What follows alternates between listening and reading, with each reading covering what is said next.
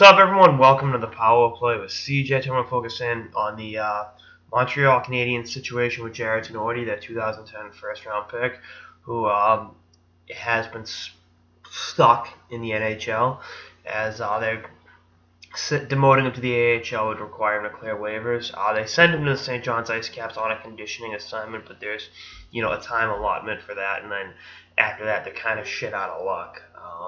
They've been trying to move the kid. First it's training camp. I thought the asking price 2 seconds. Not exactly. Here's my thing: is he was a first round pick. They knew when they drafted him he was going to be a project.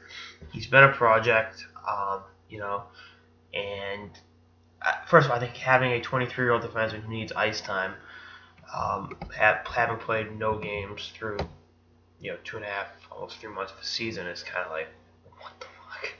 But at the same time, it's like, the rule does kind of suck, particularly on a kid like Tinordi, who is still, in so many ways, a prospect. He's still developing.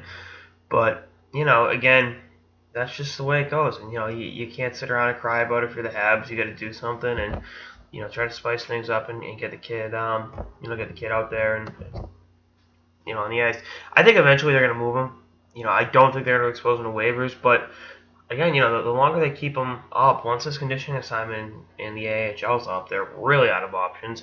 I think their best bet was for him to play his way into into being a highly sought after asset. And I think he is worth maybe a 2 and a 3.